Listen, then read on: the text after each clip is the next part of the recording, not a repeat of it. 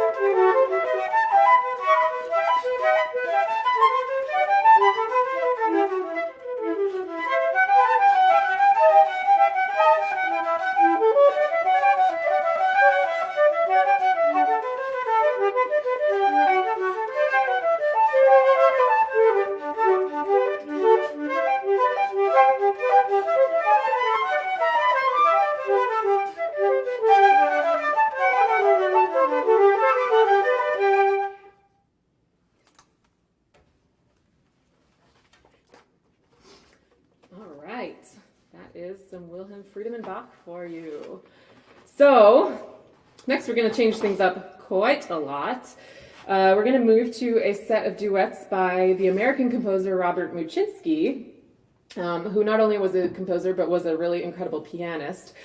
And when he had his Carnegie Hall debut as a pianist, he actually played a program of entirely his own works, which I think is amazing. He also wrote quite a lot of flute music. He wrote a really fantastic sonata. He wrote a couple of other pieces for flute and piano. He wrote a set of unaccompanied preludes. His wind quintet is fantastic. And then there's this set of duets, which can be played either by two flutes or a flute and a clarinet. Obviously, Tim's not about to pull out a clarinet. One other thing one other thing to know about him is that the previous principal flute player of the New York Philharmonic, Jeannie Baxtresser, actually asked him to write us a flute concerto, but he was already in his 90s at that time, and he said, no, I'm too old, I'm done composing. So we were so close. We almost had a flute concerto by Muczynski. Anyways, we're going to play 4 of the 6 duets for you. If you're a flute player and you know these, we're going to do 1, 2, 3, and 6. The second one that we play is maybe one of my favorite duets ever written. Not just duets, but like pieces of music. It's so cute and so fun, and it's just this tiny little duet, but it's got everything in it. And the 6th one, for any of you music theory nerds out there, is the only successful use of the Locrian mode that I've ever found anywhere. I'm just going to have a sip of water, and then we will get started. It is hot in Portland today.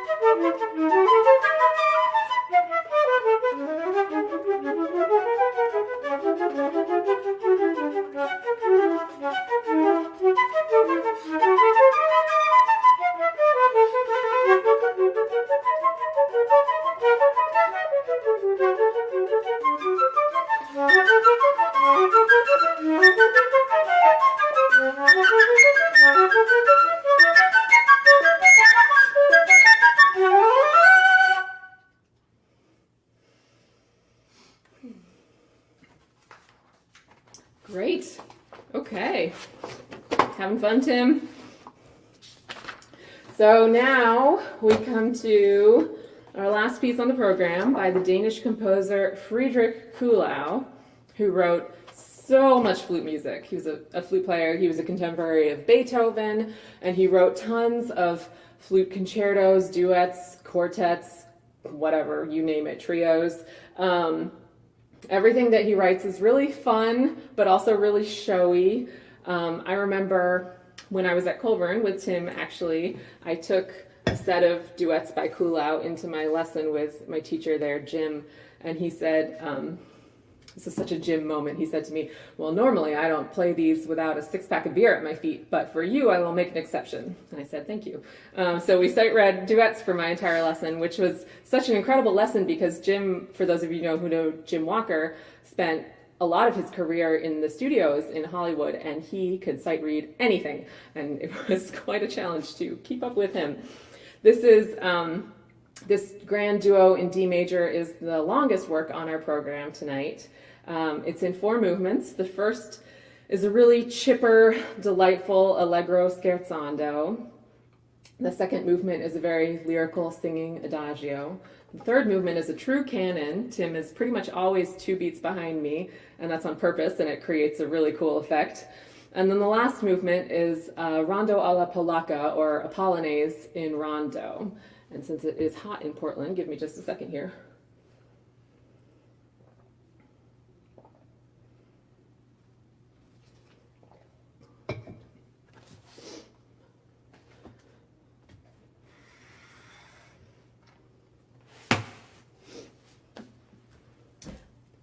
Okay, Friedrich Kulau, here we go.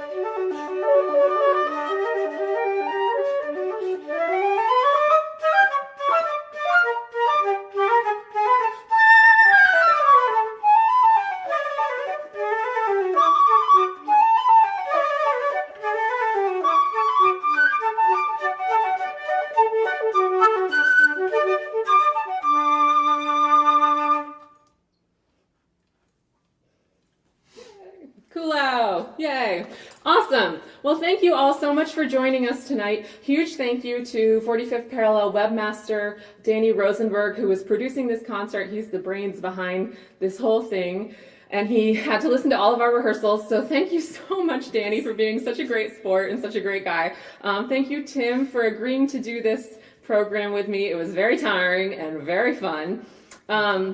And remember to join us next week, same time, 6 o'clock Pacific time, for some really incredible jazz. The Portland-based saxophonist John Nastos is, I think, doing another Portland-Chicago collaboration with his trio. Somebody from his trio, I think, is in Chicago. He's really super incredible, and it will be a really great way to kick off your weekend. So